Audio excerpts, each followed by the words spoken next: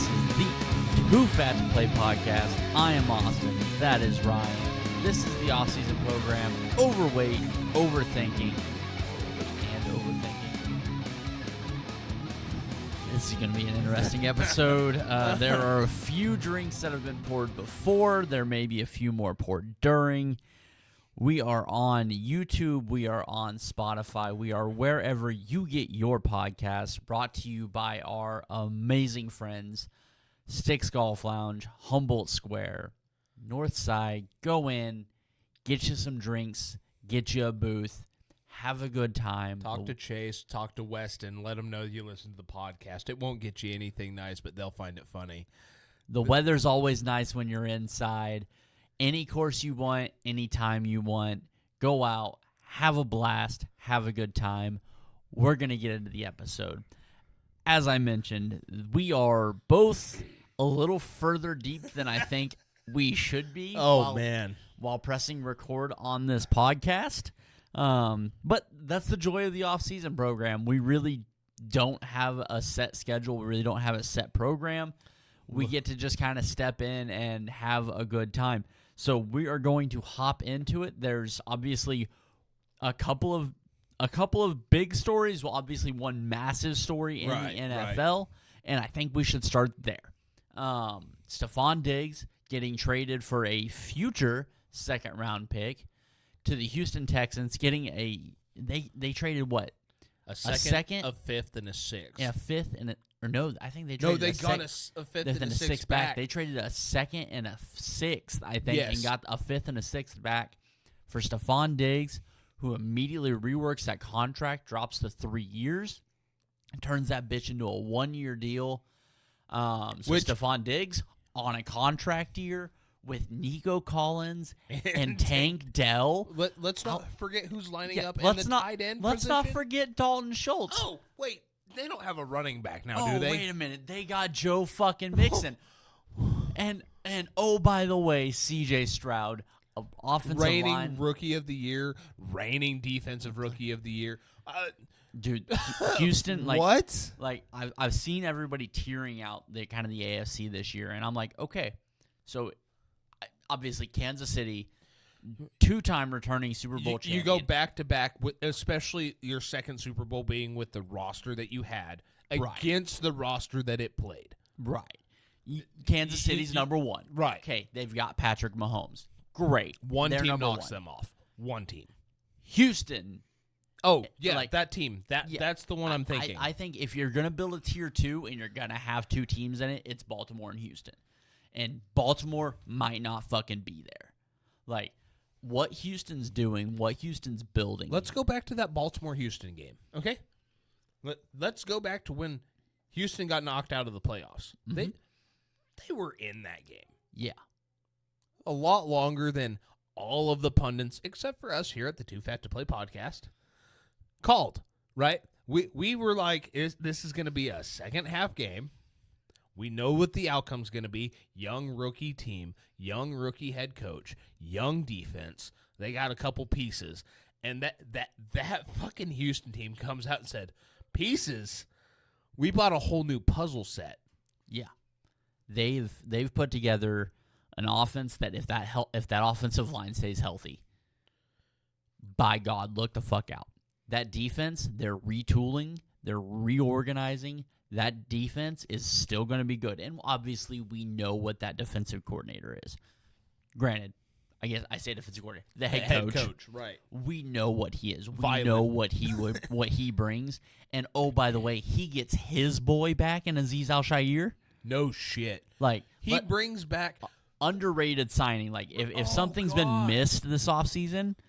So if you guys remember, when we started this podcast, and I came out as the 49ers fan. You came out as a Chiefs fan. But obviously, first and foremost, we are football fans. I don't know about you. I watched the UFL last week. I didn't, but I was kind of. I was at a bowling tournament. Right. It was kind of hard for me to catch anything. It's going to be hard for me to catch this week because we have both of us have prior engagements all weekend. But, like, football first and foremost. First and foremost. Maybe you should lay off the lemonade there, bud. Yeah, no shit. Let me grab a sip real quick. So, in case you guys are wondering, tonight's episode brought to you by Bird Dog Black Cherry and Lemonade. Again, I think that was last episode. Oh, well, Maybe. by Who the time knows? this episode comes out, the previous episode will be uploaded. Let me phrase this: and a Yingling Hershey's Porter. That was interesting. Interesting. I suggest a salty snack and a Yingling Hershey's. I think you'll be okay.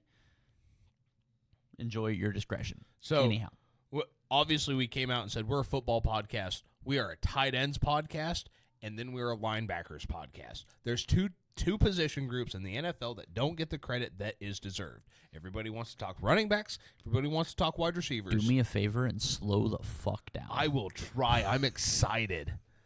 Dude, the first guy we both talked about outside of Fred Warner and Darius Leonard, who's going to be on his third team, which is... Has he signed? He has not signed. Or He signed at the end of the year with Philly. I don't think he has another contract with them. Okay. So he's possibly on his third team, which is nuts. I don't know how you go from regarded the best linebacker in the league to not on a team, which I had him at 2. You had him at 2. We both had Fred. It's funny how the guy that we had at number 1 is still on the same team. I'm not saying we're right. I'm saying we're better than everybody else there on the radio waves. We have our talents. So we both were calling for respect to be on Azeez Al-Shaair's name. We thought his first year and only year in Tennessee with Rand Carton was going to be phenomenal. It was quiet.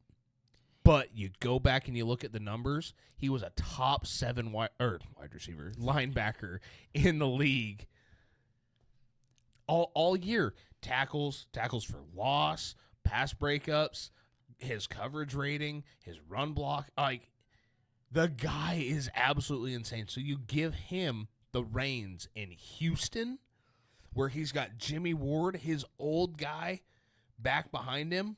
And then you put Daniil Hunter in front of him? And Will Anderson Jr. in front of him.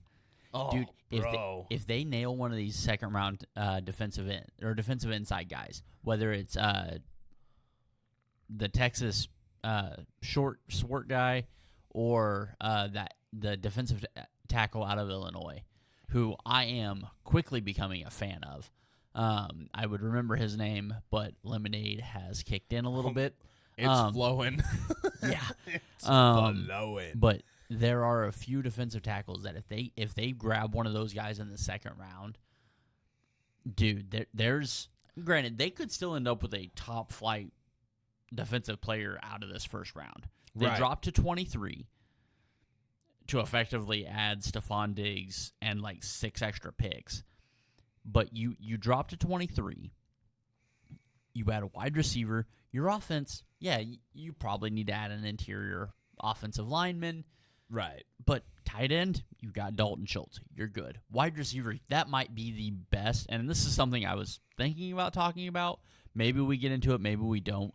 Of the best wide receiver cores, the units at the wide receiver. Absolutely. I think that's a top. I mean, Tank Dell's your number 2. Or Stephon Diggs is your number 2, or Stephon Diggs is your number 3. Right. With the year Nico Collins and Tank Dell had last year. Yeah, I think Tank Dell walks in as your number 1. To me, Tank Dell earned that. Nico Collins, nobody talked about Nico Collins' first 2 years. He wasn't much. There was nothing exciting. Nico Collins, after C.J. Stroud gets there, you're like, oh no, Davis Mills just wasn't a quarterback. Right. Not that I have anything against Davis Mills. I think he's a decent quarterback. I mean, we were both very excited for Davis Mills year 2. And he fell on his face. Shit happens. That's the NFL. Welcome to big boy country. You had no team built around. Like, you had no support. You had the Justin Fields treatment minus being a first-round pick. Yeah. Yeah, I mean, it's second rounder that thing. didn't get shit around him. And we talked about Justin last week of looking around going, now you fucking decide to add things. Right. So, Davis Mills, I still think he's an available quarterback. He's a reasonably decent backup. Oh God, you put him in any if he's in LA, that's a decent quarterback. That's a good quarterback for that system. Yeah, I think he can be a decent quarterback. I think he's going to be relegated to a backup. Right. But I think he's probably in that 32 to 38 range. And that position can pay a lot of money. Ask Chase Daniel.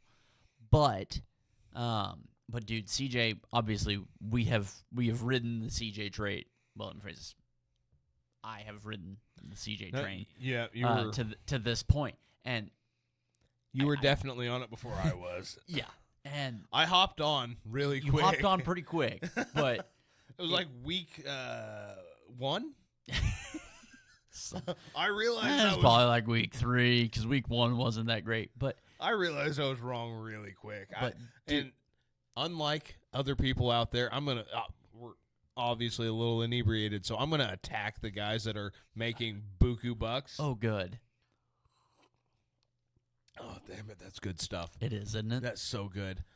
We can admit when we're wrong, but from one of the guys that I listen to, it's also okay to change your opinion with new information. Yeah, absolutely. So I look at this Texans team as, and now Nick Wright might not like this, the main and probably only competitor to the Chiefs in the AFC. I think in the AFC, that's the team you have to beat. Like it obviously Kansas City's the team you have to beat to win the Super Bowl. But I think from the Chiefs standpoint, they're going to look at it and go, Baltimore, we've got Baltimore. Yeah, the Bills might not make the fucking playoffs. I love obviously I have no problem with their quarterback situation. I love their quarterback situation. That defense is going to struggle this year. Yeah, it struggled last year, and it started struggling the year before. Yeah, and now you lost both safeties. Exactly. And a few other pieces. Sean McDermott is on his way out. He should have been out at the end of this year. Nothing wrong with Sean McDermott. You just can't have. You can't have. Last year, the window for your Super Bowl was as open as it's going to be with Josh. Right. That you had, and I said this last season, you had to win the Super Bowl last year. And as a defensive coach, if you're not going offense first, which he hasn't, and you can see it in Houston, they are very much offense first. I'll coach the defense. I will put you with whatever you've got. I can coach whatever players I have. Mm-hmm. And Sean McDermott's like, no, we got to build the defense, build the defense, build the defense. And now your defense is gone. Right. You're missing your top 2 wide receivers. Granted, I don't think anybody looks at Dalton Kincaid and goes, that can't be your number 1 wide receiver. No, because absolutely not. The dude is Travis Kelce. I mean, Dalton Kincaid and Dawson Knox as your tight end room is terrifying. Absolutely. Dawson Knox doesn't get enough credit in the NFL. I agree, and they're gonna be in a position where if they want to draft a receiver, they can draft one. So you're going to have some options in Buffalo, but again, the other side of the ball, you have to stop Patrick Mahomes. You have to slow down Patrick Mahomes. You lost Jordan Boyer. You lost your other safety. You lost Tre'Davious White. You slow down Patrick Mahomes. You don't stop him, because what happens when you stop him is he fucking makes some random throw with 3 seconds left in the goddamn overtime of the Super Bowl. You stop him from moving and force him to get rid of the ball, you're done. He has to hold on to it. You slow him down and you keep him inside. Yep. I watched the best defensive end in the NFL crash because he said, I'm going to make the fucking play. And he had every right to do so because nobody else was going to. Mm-hmm. Two Super Bowls, not back-to-back, but Super Bowl appearances back-to-back that you've had. Essentially the same type of thing. Yeah. Your defensive end was like, fuck it, I'm going to make a play. You don't stop him. The way you stop him is you force him to go down. Yeah. Obviously, at that juncture in the game, you're not forcing him to go down. You're hoping for a missed throw or something crazy to happen. So that's why 9-7 breaks contain and crashes. Yeah.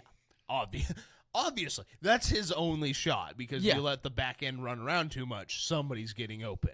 Right. Like, it's right. kind of like, whenever they traded when the Chiefs traded Legarius, a top flight corner takes away one wide receiver.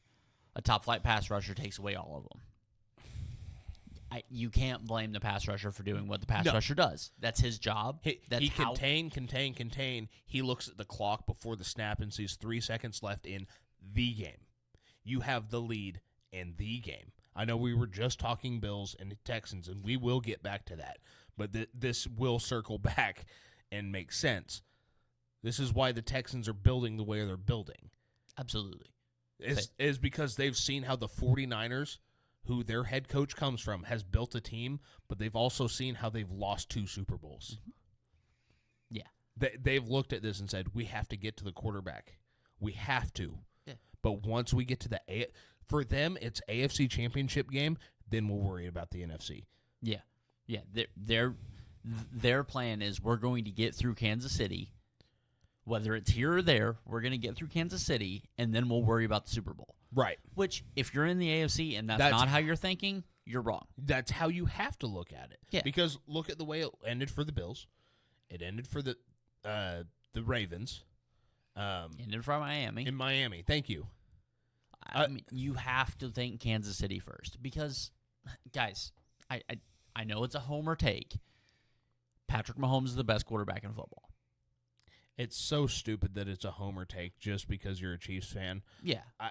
I mean, if I wasn't a Chiefs fan, it's one thing. But as a Chiefs fan, I understand. I get it. The criticism on my side is it's a homer take.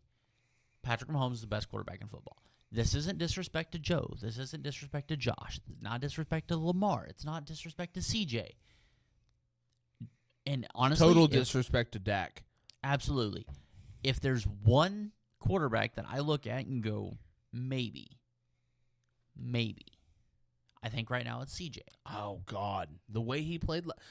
Because my top 3 quarterbacks in the league today, right now, the way they played last year, obviously the guy who won the Super Bowl last year, Patrick Mahomes. I can't argue with that, and I have not. Yes, that man right there. I love watching that man play football. He is still my second favorite quarterback, or I put him at 2 on total quarterback rankings. But if I'm looking at last year, I've got C.J. Stroud at 2. Hear me out. I've got Jordan Love at 3. How could I not? The way I've watched quarterbacks play all last year, I get it. Dak was in the MVP conversation. But we know what Dak is. We know what. I am one of the biggest Lamar guys out there. There's a Lamar Funko right over here. You're welcome. You got Steph. I bought Lamar. That's right. Yeah, that's you right. bought My Steph. bad. Steph's up on the stairwell. That's on me, homie. No, that's on me. No, I get it. There's a lot of trading of memorabilia between the two of us. It's hard to remember. And alcohol. Yeah, God damn. Lamar is phenomenal. Also, one of my favorite people to watch in the NFL. I have him at 3 in my total tier rankings just because of his. I've never once bought into the running back that plays quarterback. I've never once, from the day he got drafted, I was like, that guy's going to be a problem. Yeah. That was before we started this thing, so you can attest to this. Absolutely. Because before we started this thing, we just talked about football in your living room and got yelled at by our wives. Yeah, then I had the great idea. I was like, hey, what if we did a podcast? And 2 years later, some psychopath went and bought everything. Yeah, we started a podcast, and now you people get to be disappointed by our decision-making. Congratulations. And there's one person that will appreciate this. You're welcome. This whole idea that is perpetuated in the national media that now that Josh Allen doesn't have Stephon Diggs, he can't win a Super Bowl. Cool. So we're saying that about Joe, right? Because he lost. He hasn't lost anybody yet. Well, T. Higgins. He hasn't lost him yet. I mean, You're theoretically, he's still in the franchise. Theoretically, he's still Like, a Bengal. where that ends, I don't know. But theoretically, he's still in the franchise tag. But Well, he's also but again, lost his ability to stay on the field. I mean, but he's never really had that ability in the NFL. But again, that defense last offseason got decimated because of the salary cap. Oh, wait, so defense plays a lot into how a team... Oddly enough, Kansas City just won the Super Bowl with the worst offense they've had under Patrick Mahomes. Huh. It's weird. Best defense, worst offense. Huh. Weird, they won the Super Bowl. Crazy. Huh. So you're telling me... Fuck you, Nick, right? Because I am now attacking you directly because what you said about Josh Allen's window being closed permanently, essentially, is what you were saying, because he lost Stephon Diggs. I look at that as going, okay, he lost his weapon. Josh Allen's still Josh Allen. How many times did Stephon Diggs not have a target, a look? How many weeks in a row last year? Like 3 or 4 weeks in a row he would go without a target, and then he'd explode for a huge game. That's like Josh Allen's still a great quarterback in this league. And again, I don't know if you realize who Dalton Kincaid is. The kid's going to be a problem. So with Josh Allen, we know who he is. He's going to throw a pick or two. I'm going to say this, and it might upset some people. Josh Allen is what Brett Favre was. Yeah, he's a modern day. The scramble. Brett Favre didn't go north and south as much. Well, that's because Brett Favre wasn't as fast. Yeah, I mean Josh is a fucking athlete. Athlete. So the east-west running to get out of the pocket and try and throw downfield, that's Brett. Mm-hmm. The throws downfield into quadruple coverage, that's Brett. Yeah. The 3 interceptions a game, that's Brett. Everybody wants to hold Brett in these high regards. We forget he still leads the league in total interceptions. Yes, I think he led the league for a while in total touchdowns. He still leads the league in total interceptions. His interception to touchdown rate is like 50-50. It's fucking awful, and we're going to regard him as one of the greatest of all time. That's fine. I've got no issue for that, but we're not going to move the goalpost for Josh Allen. We're not going to move the goalpost for Lamar Jackson based off of what Michael Vick did. Yeah. But we're not doing that. I will not stand for it. We have a reincarnation of the GOAT, a GOAT of some sort, because Patrick Mahomes is something we've never seen before. We've had Joe Montana. Oh, we'll never have that. Oh, shit, we have Tom Brady. Shit, we'll never have that. Oh, my God. They played each other. You have Patrick Mahomes. And then you've got 3 guys right below them that are going to compete. They will never... Peyton Manning, as much as I at least want to say he was a better quarterback than Tom, because his processing was better, his arm was better, his 40 time was probably worse, which is hard to imagine. But Peyton was so good before the snap.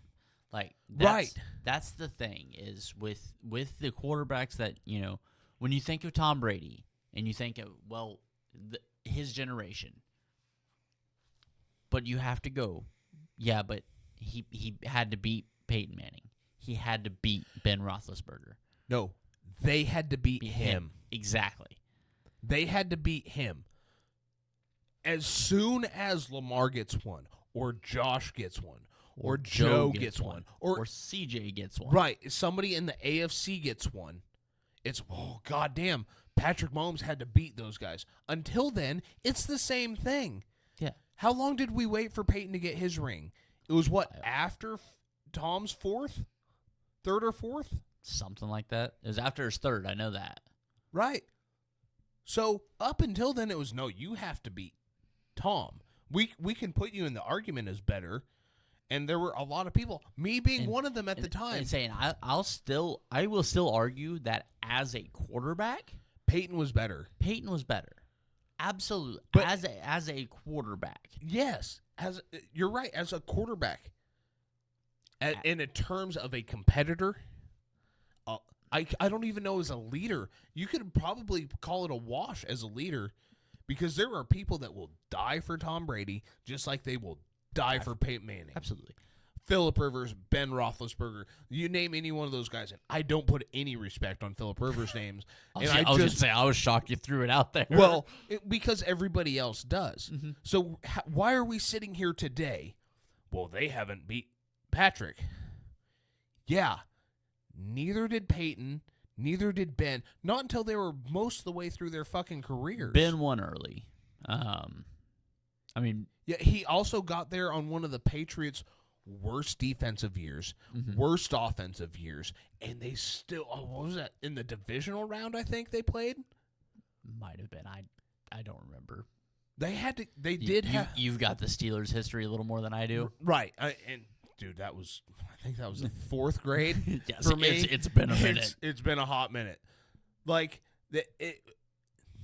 when they did it, yes, it was early in his career, but it lined up. It's going to be, that will be the Chiefs losing Travis Kelce to say it's Travis retiring. Travis retiring and the Chiefs losing a combination of Chris Jones and Nick Bolton. Right. It's going to be because if they win it this year, I know I said this last year too. They win it this year, I feel Travis is done. Chris, I think if they win it this year, I agree that Travis is done. Chris, I mean, I Chris don't know. just signed a 4-year. I don't think he's going anywhere yet. It was a very front-loaded deal, though, so Not really. It's shaky. His fourth year cap hit's $41 million. Really, I thought it was all front-loaded. No, I hoped it was front-loaded. It is not front-loaded. It is a 4-year contract. Probably damn. I personally don't see him playing through it, especially you go 3-3. You go back to back to back. So I don't and you're the reason. Yeah. Because that's the reason Juwan Jennings doesn't have a touchdown at the end of the 49ers drive is because somebody left Chris Jones unblocked. Correct. Now, Chris Jones gets the credit for that, but somebody left him unblocked. Well, no, somebody's left him unblocked. The entire right side of your offensive line left him unblocked. Exactly. Like Chris Jones was the reason that Brock Purdy had to get rid of the ball early. No. Chris Jones made the play that Chris Jones was in the right place to be the guy. Fortunately, he just happens to be a monster. The right tackle went, I'm going to get the tight end, and the right guard went, I'm going to get the defensive tackle. And Chris Jones went, I lined up outside. Cool. Right. So, and that's what it's going to take. When CJ or Lamar, whoever happens to get through them in the divisional round, because that's where it'll be. Yeah. Because it'll be talked about all over the place. The Chiefs aren't in this one, right? Just like it has been for 20 years that it wasn't the Patriots. Right. Like that. We know we've seen this story played out before. So to say that Josh's Super Bowl window is closed for this next year, yes. I will say for some reason in Buffalo, they had the windows open and it started snowing, so they had to shut that shit. Yeah. I am not closing the window on him. I'm not closing it on Joe unless Joe can't stay healthy. And, right. And that's the only one I have a question about. Lamar, his is still open unless that team continues to get older in the running game. For some reason, they can't draft a running back that they trust. When they do, J.K. Dobbins gets hurt. Which, yeah, that doesn't make any sense.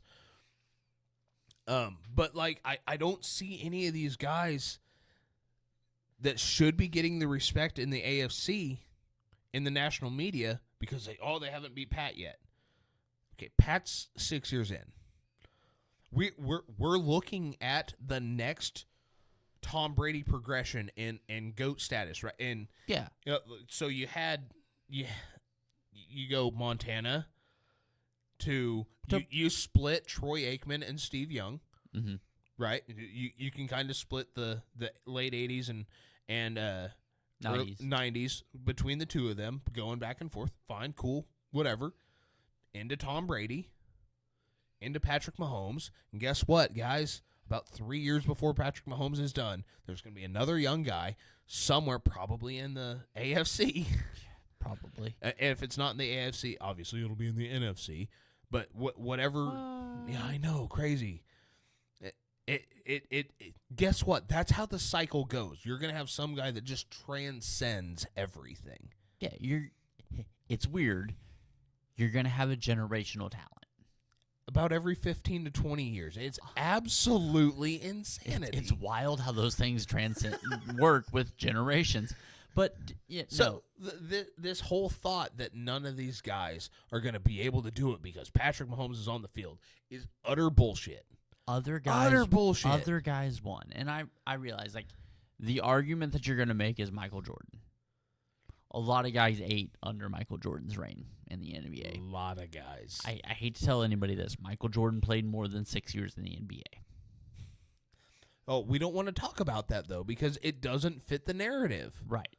And that's like, I've said it, and I'm on record saying it, obviously. There's other guys I want to see win championships. Yes. As a football fan, because yes, diehard Chiefs fan. Cool. I also remember Matt Castle playing quarterback. I also remember Tyler Thigpen playing quarterback. I also remember Kyle Orton being the best quarterback I ever had in like a 10-year span. Like, there's guys I want to see win championships, and there's guys I think will win championships. I think Joe Burrow will win 1, maybe 2 Super Bowls. I think C.J. Stroud will win 1 or 2 Super Bowls. I think C.J. Stroud gets 2. God, could you imagine what that does for the city of Houston? Dude, I'm oh looking my for God. Honestly, like, as somebody that steps back and looks back at the league, I am rooting for a Houston-Detroit Super Bowl like nobody's business. And that's another team that I think will get one because Dan Campbell's got that team heading in the right direction. I don't know if it's Jared Goff, how fucking perfect and poetic could that possibly be? Mm-hmm. Especially if they beat the Rams in the NFC Championship game. That would just be so perfect. But if Jared Goff is still Jared Goff where he just can't get you over the hump, right? Then if you let Jared Goff be your bridge to your version of Pat or whatever, great. But man, I see that team getting one. I really do. And I see the Packers getting another one in the next 5 to 7 years. Being in it. I can see the Niners being in it. Like, I don't. And this has nothing to do with my cynicism towards life as a 49ers fan. I look at my roster. I think you have one shot left. Like, I don't know that it's this year because the Niners don't ever seem to be a back-to-back season kind of team. No, they definitely aren't. I think you've got one more shot under Brock Purdy. Probably not this year, but the following year. Well, after this season, he's already slated to get a monster contract. He's going to get that extension, but I think if you're going to have a shot at it, year one of that extension is probably where it's going to be. Where you've kind of not backloaded, but pushed that money. His first season's not right all up front. That team, the way I could it's also built, see Brock. I could also see him kind of being a Tom Brady-esque. Depending on who his agent, I don't know who his agent is. Unless he puts up a season that's like 4,540, I don't know that he. I don't know that he resets the market. Right. Like, does he get paid the 40-45 that quarterbacks are getting? Yes. Yeah. Well, that's the going rate. Does he get paid 40? Does he get paid 50-55? I don't think so, because. Obviously, as somebody that's been on the Brock Purdy train a long fucking time at this point. You seen one game and you seen it before I did. Obviously, like, we talked about it. But. As somebody that has been on this train, that got one of the first tickets, I'm sitting at the front of this motherfucker. I don't, in any way, shape, or form, believe that he is Patrick Mahomes, Josh Allen, Joe Burrow. No, he's not. That's fine. He's Kyle Shanahan's perfect quarterback. I hate making it. He's the right quarterback at the right time. There's another guy that fit that fucking description. He wore number 12. Do I think he's number 12? Probably not, because number 12 is so hard to compare anything to. And I'm not talking about Rodgers. Like, it is so hard to compare anybody of any ilk, even Patrick Mahomes, to Tom Brady. Because Tom Brady did, it's the reason that number 23 isn't worn a lot in the NBA. Because you don't compare yourself to Michael. That's not, if you go in going, I'm Michael Jordan, you're going to fail.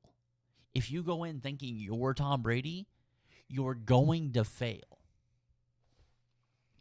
So, I believe Brock is of that kind of nature, of the way he leads, the way he plays quarterback. He has to have the things around him, sure. As he gets better in this league, because he's going to be a starting quarterback for a while, as he gets better in this league, the requirements from the defensive side, the requirements from the wide receiver room will lessen. I think Brock has a shot at getting one. I think he has a shot, and it's going to have to be a perfect storm year. Right. Now, let's say this, obviously, theoretically speaking, I've been on record the last 2 weeks saying I do not believe this happens. Mm-hmm. I will say it again. This will not happen. Right here, right now. Strike me down if I am wrong, but this will not happen. If this happens to be the year where he's still in his rookie contract and they do get it, now you can look at a possible second, because we've seen you win the Super Bowl. You can now retain some of those guys. You could. It's not obviously some of those veterans that are like, well, I helped you win this. You're gonna have to pay me. Cool. No, we're gonna bring in somebody younger, just as talented, and we'll teach them our ways. Maybe next year's not the year, but the year after we will. Like you've seen how it rolls. Mm-hmm. Your team goes all in. We've seen it with the Bills. And if the Texans don't get it in the next 3 years, you're going to see it with the Texans. Yep. We've seen it with the Bengals. We've seen it with the Cowboys, the Rams, the Saints. Yep. We're going to go all in. And that year that you go all in, you have about a 2.5 to 3 year span where you can. Whether you do or not determines. Because if they do, when the Chiefs went all in, they drafted Patrick Mahomes, right? Mm-hmm. Because their all in was Alex isn't doing it. Yeah, their all in was where you're going to have one more year of Alex. You've got one season. Right. Show us what you got. And hopefully we can. They made it far enough where their guys were like, okay, maybe with this young guy, like it brings people back. Mm-hmm. We haven't seen that except for with the Patriots previously. Like the teams that are able to go all in create dynasties. When they can go all in and win it. Mm-hmm. Everybody goes all in every year except for the Cowboys. Everybody goes all in every year. Now, there's going to be one team from each division that actually gets there, whether they pull it out or not, and it's been the Niners the last 5 years. We're going to make they're going to make the NFC Championship game. Right. Just who's disappointed at the end of the game? The fans or the fans, because they know what's happening after that, regardless. It's sad. It sucks. I hate it. Makes me drink. Helps me drink. That's the better observation.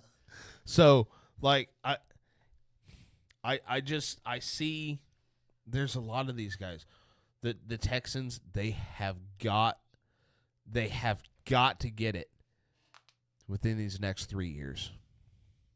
They have 3 years. Whether they have Stephon Diggs for the next 3 years, I don't think it matters. I think Stephon Diggs is icing on the cake. No, I think you're going to have a good run of CJ, Nico, and Tank. I think they're all in on this year. the Texans look at this and go, we can win the Super Bowl next year. Can I contradict myself real quick? Go ahead. Because obviously I love doing shit like that. We all know that your opinion changes with the wind. Yeah, I know, right? So, once again, do not believe it's going to happen. If the Niners are going to win the Super Bowl, it will be this year. You want to know why? You want to know why? Go ahead. Because the fucking Texans have done what they're doing, and Kyle Shanahan's goddamn assistants have never beat him. Kyle Shanahan's assistants cannot beat him, and it'll be the 1 year that they have. It won't happen because they're going to get bounced by the goddamn Packers, but if it's going to happen, it has to be this year. It has to. All I'm thinking is that damn Dan Labitard fucking part where that they run on one of their intros of Stugatz saying that drafting Patrick Mahomes was a mistake because Alex Smith is a good quarterback, and then immediately saying if Andy Reid was as good of a head coach as he thought he was, Alex Smith would be better than he has been in the previous year. That's all that's going through my fucking head right now. As it should be, because I asked first, but like, does it make sense what I'm saying? Immediate disregard of the previous take. Does Phenomenal. it make sense? To Absolutely. Absolutely, because if the Texans play the 49ers in the Super Bowl, I'm picking the fucking 49ers. By a landslide. This isn't that no disrespect to Stephon Diggs and everything that the Texans team will be. It's Kyle Shanahan goes, that's my defense. I know how to beat that. I can tear this thing up in my sleep. Yeah. It just that was my thought earlier this week. Is like, I cannot wait to share that. I don't ever believe this is gonna happen, but if I'm watching the NFC Championship game and the 49ers win it, and I go, well, fuck, and then I watch the Texans beat the Chiefs, I'm going, this is it. This is it, baby. We're getting it. If it's not this year, it will never happen. Right.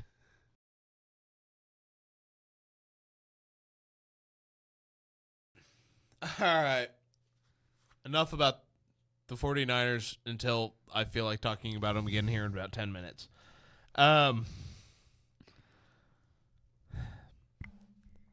What the fuck have the Cowboys been doing? I think the term is literally fucking nothing. Okay, so once again, another attack at the national news media here from the Too Fat to Play podcast because we're not getting paid and you are. Why are they still considered to be Super Bowl contenders? Now, if you wanted to sit here and look me in the eyes and go, they are contenders to make at least the divisional round. Yes, they are. That is still the same roster. I think it's a playoff team. They're looking into re-signing, and they have interest from Ezekiel Elliott, which would be a fucking phenomenal signing for any team that's not the team that previously housed Ezekiel Elliott. You lost Tony Pollard. It didn't go get anything in return. The guy we all thought you were going to go get. Eric Kendrick signed. That's good. That replaces, subsidizes, I guess. Replaces feels like the wrong word for Leighton Vander Esch. Yeah. But, it helps fill the void. Dude, So why is everybody talking like Dak Prescott's a god? Dak Prescott is Dak Prescott. Dak Prescott is the 15th best quarterback in the league. On his best day, he's number 7. On his worst day, he's 28. Yeah. I mean, I'll be honest. With what the Cowboys have done, phrases, change that. With what the Cowboys haven't done, the Cowboys have no interest in me. Because the Cowboys roster is, if anything, worse than what it was last season. You cannot stay the exact same and be better unless you're a rookie team. And again, you've gotten worse. You lost Leighton Vander Esch. You lost Tony Pollard. Granted, Tony Pollard last season was not great. Right, but you also had no other running back Him and Ezekiel It's Elliott not created. it's not like you with the Raiders. The Raiders lost Josh Jacobs. That's a big deal. They have a running back in the room already that we look at and go, "Oh, that guy could be a problem." It's not like you've let guys go and then had their fill-in behind them. They lost Van Der Esch, who they don't have a replacement for. They brought in Kendricks. Okay. It's probably not as good, but it's at least a spot. It's a good veteran addition if that were to be a young defense. If he was the final piece on the defense, right. That's one thing. If you just drafted your linebackers and you have a stud, I'll bring it to you this way in 49ers terms because it's how I understand things. You just drafted Fred Warner. The year later, you drafted Dre Greenlaw. You have Quan Alexander. Yeah. That's minty. That is the best linebacking core that you can possibly have right now. You've got the veteran leadership, you have sideline to sideline, and you have young learning leadership. Right. You've got nothing right now. No. I mean, you've got Micah. Oh God. Did you not hear the report today? I guess not. Oh, I think I sent it to you.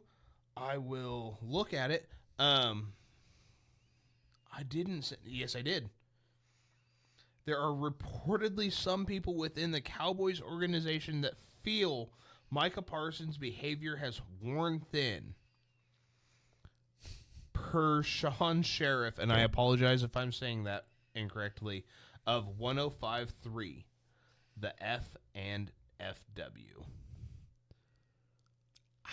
Radio station down in Fort Worth. Yeah, I mean, okay. So but again, on your defense, right? Don't get me wrong. You've got Trayvon Diggs on the backside, who we know what Trayvon Diggs is. He gives up 1,000 a game, but he'll have 4 picks. Yeah, which is great when you have another guy, right?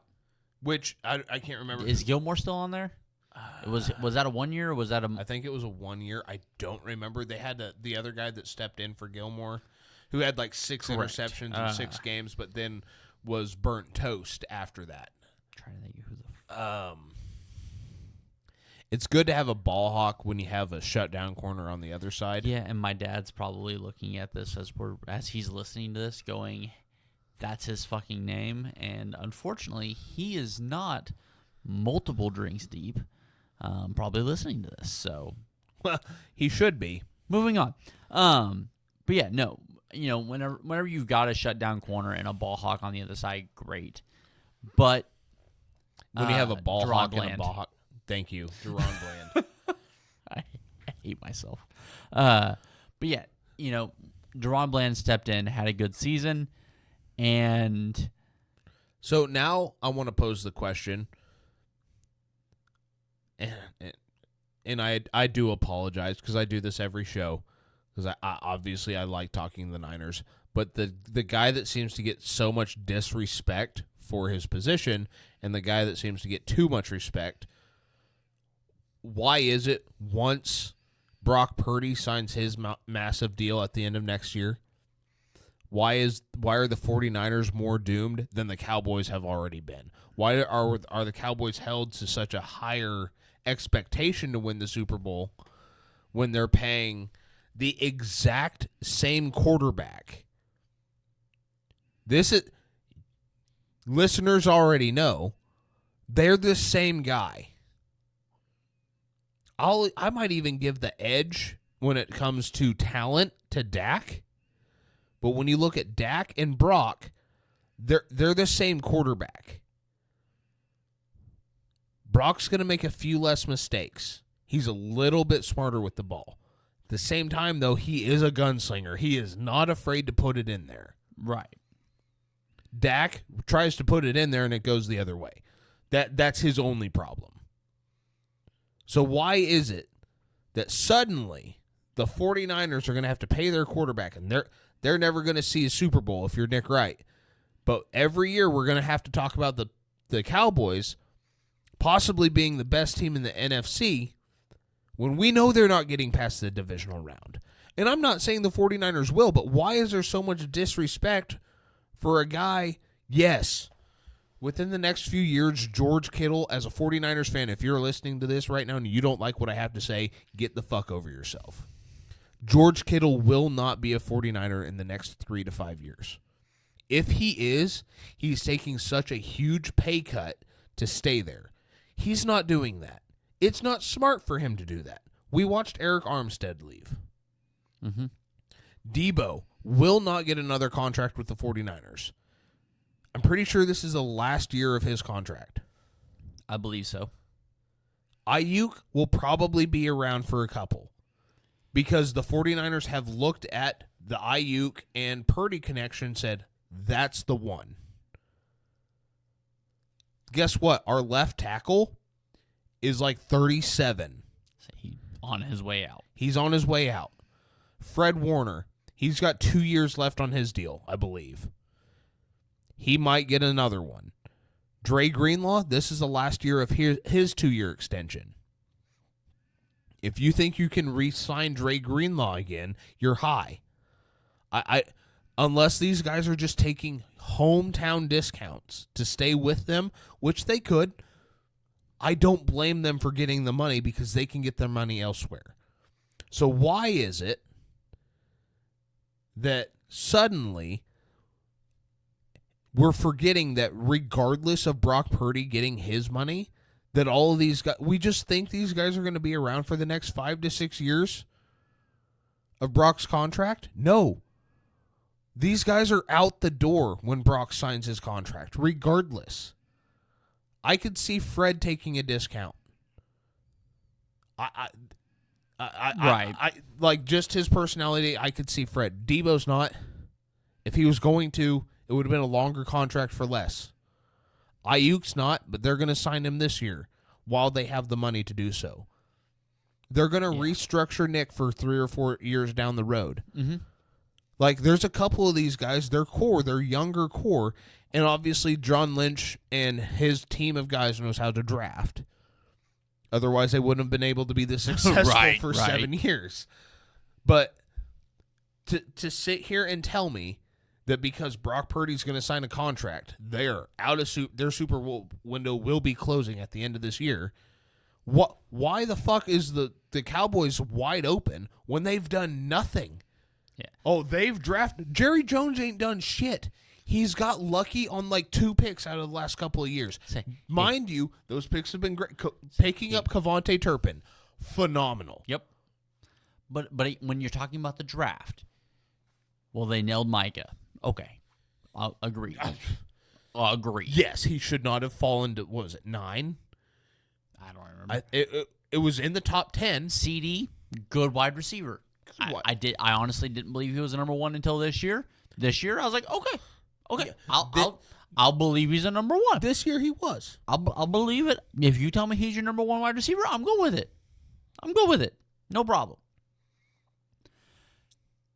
What else do the Cowboys have? The offensive line is getting old. It's not what it used to be. They have the no defense run game. Is, when healthy, that defense can be fun to watch. That defense can be good. You're going to pair Deron Bland and Trayvon Diggs. That's going to be an interesting combination. Right. You just better hope that the 2 outside receivers, whoever you're playing against, can't beat you over the top. Yeah. And the safeties are going to be very important in that system. Like I said, I don't bother. For me, the Cowboys don't warrant conversation because they haven't done anything to warrant conversation. I completely agree. Like, and it's when just you talk a narrative that I'm seeing. Every morning I go to the gym, Get Up is on the TV. Mm-hmm. I have no choice but to watch it. And it's not that I don't like watching it, but I'm sitting there going, why are we talking about the Cowboys? I get it, national, they bring in the money. That's the largest fan. Like, I understand why you're doing it. Can we at least be honest with ourselves? Yeah, that team's not. That's what it needs to be. Right. If we're going to talk Cowboys, let's talk about the Cowboys. Why have they been so stagnant? I understand. My football team won its last Super Bowl before the Cowboys. They've made 3 reappearances. They've also beat the Cowboys God knows how many times since then to make it back. My last Super Bowl was 1994. Yours was 1995. Yeah. I get it. Our teams aren't different. The only difference is I've had to cry after the Super Bowl 3 times. You haven't been there. Yeah. Yeah. So why do I have to sit here if I'm watching Get Up or anything on FS1, anything on ESPN, NBC Sports, CBS Sports, whatever it is, if you're talking about the Chiefs, I get it. You're talking about the big news with Stephon Diggs, I get it. Why is the next thing, why is it not a team like the Packers, another huge franchise who is not getting the love that it deserves right now? Mm-hmm. Why is it not the team that just lost the Super Bowl? Why is it not the team that should have been in the Super Bowl in the Lions? Why is it none of these teams, but it's the Cowboys? And we're not honest about it. That's the thing that pisses me off the most. If you have 2 or 3 guys that just sit there and actually say the honest thing about the Cowboys. You have Emmanuel Acho on Fox Sports, who's like, why are we talking about the Cowboys? We know what they are. And his co-host, Joy Taylor. Mm-hmm. Why are we talking about the Cowboys? We know what they are. Until they prove otherwise, we know what they are. They're one and done. Right. The Rams have been there more recently and are a better football team. Like, there's other teams we can be talking about. It just aggravates me and my team always seems to be the one that they're compared to because they always knock them the fuck out of the playoffs. Well, Nick Wright said, obviously, the 49ers are going to screw up and pay Brock Purdy. Cool. Just like the Cowboys screwed up and paid Dak, but you seem to love that move. You got to pay Dak. Why? What's so fucking different? And let me defend my team. You're laughing because I'm rambling and I'm a little inebriated. Like, a little? Shut up. Like, why in the hell are you gonna attack the teams? The Lions draft well through the entire draft. Even if I don't like their draft come draft day, week 3, I go, I was wrong. I hated their first round. So bad. Well, no, apparently it wasn't. They did a really good job in the first round, not going to lie. I was wrong. The Texans. Oh, what were they thinking? Why would they do that? I was wrong. I was wrong. I mean, honestly, with the Texans, you were I was on it. Right. Taking CJ and Will, I was like, okay. I was super Okay, high on the Giants, and I was super high on the Jets. And actually, both of theirs seem to still work out minus their quarterback situations. Correct. So, like, I'm looking at this, and I go, what about these teams that when they aren't the Chiefs, the Niners, the Jets, like, these teams that you and I are talking about, that when they draft, it's not in the first round that they make their splash. It's the 3rd, 4th, 5th, 6th, and 7th round where they're how are they grabbing stars out of that round? Yeah. Those are the teams that stick around. Tell you what, the Jets are going to be fun to watch this year. I hope so. Dude, if Aaron's healthy, and I realize... And not running for vice president? He's already been ruled out of that race. Oh, he has? Oh, yeah. I didn't see that. Yeah, no, it's like shortly after they announced that he was in that race, he was announced out of that race. Oh.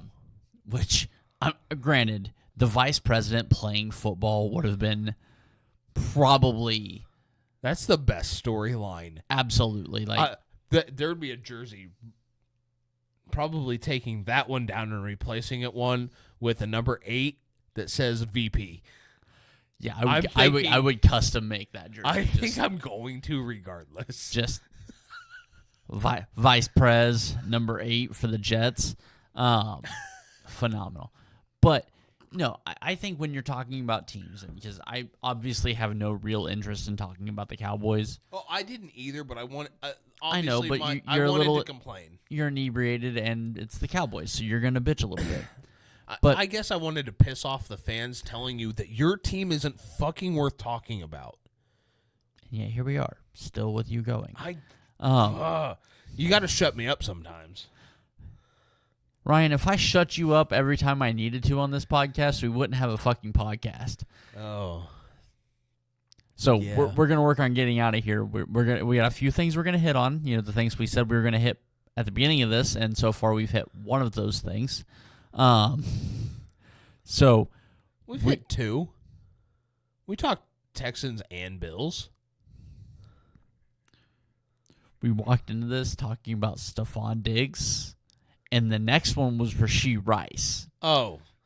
We never mentioned the Bills or the Texans outside of the Stephon Diggs trade. Oh, I know. Yeah, shut up. Anyhow, so we're gonna work on getting out of here, but we are going to hit this Rashee Rice stuff. Apparently, the guy I thought got out of the passenger seat of the Lamborghini was not Rashee Rice. Apparently, I sure thought it was, but maybe I'm wrong. I don't know. But Rashee Rice, I don't know why young wide receivers in the NFL decide that driving really fast down roads that they shouldn't drive really fast down is the right play. With drugs. With apparently a lot of drugs. If the reports I heard earlier were true, a felonious amount of drugs. Almost 11 ounces. Same number. So, dude, I don't know. Like, To be more specific, it was 10.8. yeah. I think I heard 10.6, but it's fine. Not at this point. It's a felony. Like, That's that. You're gonna do something stupid, and you're just gonna compile a whole bunch of. And I've made a living. I've lived my life by one very specific rule. it's like having guns in the state of California, Frank Clark. I have lived my life by one very specific rule. Know that state's laws and don't break that state. Not while you're even in that. it. I mean, not even that. If you're gonna break the law, break one law at a time. Probably the wrong conversation to have as somebody that sells insurance for a living. Not the point. And a complete degenerate on the opposite side of the table that I'm going to stop talking right now. If you're gonna break the law one law at a time. Like, if you're gonna do something stupid, don't also have drugs in the car. Don't also illegally have firearms in the car. Like, this is a simple fucking game. I have gotten out of a lot of speeding tickets. Not a lot. I have gotten out of enough speeding tickets to know that you break one law at a time, and you are very respectful to the man that walks to the window. But, I mean, dude, with Rashee, like... Real quick. Okay. So, what about speeding, no license, non-valid insurance, in a vehicle that's not yours, it's not registered to the people that you're borrowing it from? That seems like a bad idea. That was last March. I have questions I'm not asking on this podcast. Moving on before you say something that gets you in trouble. He already let me go with a warning. Jesus Christ, shut up. Stop. No mas. Fucking no mas pantalones. Moving on. You're part of this. I have nothing to do with this, and I will hold that in court. Anyhow. With Rashee Rice, man, like, dude, obviously, as a Chiefs fan, I'm like, oh, fucking shit. I have one wide receiver on my roster. Kadarius Toney may have gotten a second life because of the kickoff rules. Sky Moore is dead to me. I've totally forgot about those. Thank God. Yeah, I'm stoked for those fucking kickoff rules in the NFL. Not so stoked about the tackle. Correct. But dude, like, yeah, as a Chiefs fan, the Rashee Rice news hits, and I'm just like, that's a problem because we have -2 wide receivers on our roster. Dude, I've been on Rashee Rice since week 1. I was so fucking excited. I didn't believe in Rashee Rice going into the playoffs. And here I am going, all right. Oh, NFL wide receiver gets... I literally read that. I was like, CeeDee Lamb, you... Well, that fucking sucks. And I brought this up before the show. I seen a report that 49ers wide receiver Danny Gray was in the other vehicle. Now, the first report I seen was that Rashee Rice was in the Corvette and Danny Gray was in the Lamborghini. But it turns out that Rashee was in the Lamborghini. I haven't heard anything else about Danny Gray, which Danny Gray is a practice squad or a backup. He's supposed to be our Tyreek Hill. He hasn't seen the field in 3 years because he keeps getting hurt, so he is no longer on the team, as far as I know. Teammates at SMU with Rashee Rice. Well, you're drag racing, first off, as a car guy. A Lamborghini fan. That's not the right word. I'll stick with it. And a Corvette hater. Why are you racing the two? Because obviously it just doesn't sound right. 1, 2, unless it's on the Nuremberg ring, the Corvette's not even touching the Lamborghini. I mean, it was a Urus. It doesn't matter. I also don't understand why. I mean, as a fan of cars, I won't call myself a car guy. As a fan of cars, the Lamborghini Urus is a status symbol. It's not something you go racing down the interstate with. Exactly. But if you want to go fast in a Chevy, get a Camaro ZL1. But that's all I'm saying. So you pick 2 flashy cars to go racing down where again? Downtown Dallas. I get it. It's not downtown. It's not Main Street Dallas. You're out on the highway going through cutting. Obviously, anybody that's been through a major city knows that downtown, you're either in between the skyscrapers or you're on the quote-unquote bypass that goes just as fast as going through downtown. You're just 30 feet up in the air. Yeah. So you're going through downtown Dallas in roughly $250,000 to $300,000 worth of vehicles. One of them being rented. The other one owned. With drugs that are illegal in the state that you're in. And guns that, as long as you have a tissue that somebody blew their nose on and wrote, "It's okay," that you can have in the back of your car. And you don't even have that. You're in Texas, which means you can have a grenade launcher as long as you have the receipt. Essentially. But no drugs. So instead, you're like, we're going to have automatic rifles without the receipt and drugs, speeding, drag racing through downtown, and we're going to crash 4 other cars and call it a 6-car pileup, and we're going to run. Yeah. Why? I get it. You didn't T-bone a poor lady and her dog at 180 miles per hour and down the Las Vegas Strip. Congratulations. You're just as fucking stupid. That's all there is to it. Yeah. How many more examples need to be made out of young wide receivers for doing stupid shit? I don't know what it is about a young wide receiver that has a little bit of success that goes, need to drive fast down the road now. What is it with just the wide receiver position and the attitude? I don't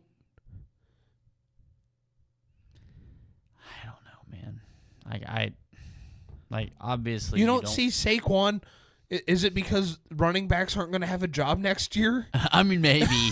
Is that what it is? like, I just I can't fathom the thoughts that go through the mind. I mean, you just watched a wide receiver that I think both of us believe had a bright future in the league, and Henry Ruggs throw everything away. Up until then, he was the best receiver out of that draft class. Ayuk, CD, His ceiling was so fucking high. Jerry Jeudy. I don't understand the necessity to just do the shit. I enjoy going fast too, but like having an observational awareness of the world around you. And that's what it's just awareness. Just I'm trying to figure out how I can say this without further incriminating myself on this episode. Yes, I have an affinity for speed. You, of all people, do know this to be a fact. Correct. And I know this isn't relevant to the world we're living in, and this isn't relevant to the sports world that we're a part of. Iowa has just defeated UConn and is going to their second, or they're going back to consecutive national championship games. I haven't seen any real stat lines from it, but it appears that Caitlin Clark has outdueled an entire women's basketball Paige team again. Beckers, and honestly, it's unfortunate that game was a semi instead of the natty. Having Paige Buchers and Caitlin Clark face off, I'm sure that was a much better game than what I will really pay attention to. I wish 71, I cared about basketball. Sometimes, I mean, I wish I could. Like, I was watching the Monday night game, and I went, "Oh, Caitlin Clark has." I think she was like 41 points, and I was like, "And here I am, still not caring." I wish I was more interested, but regardless, it's sports, it's news. I figured I'd just bring it up. But you know, Caitlin Clark has a chance to finish the story that she started last year. Right. Good for her. I mean, the girl is revolutionizing women's sports as we speak. So. Yeah, I mean, she could sign the largest women's sports contract, I believe, in the history of women's sports by signing with the Big Three instead of the WNBA.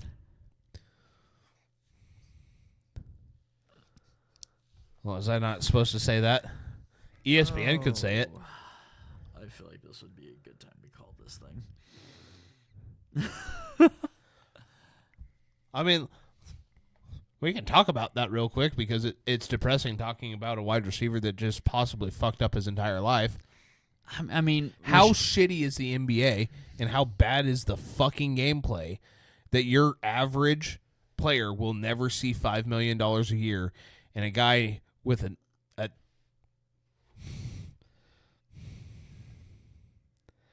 named Ice Cube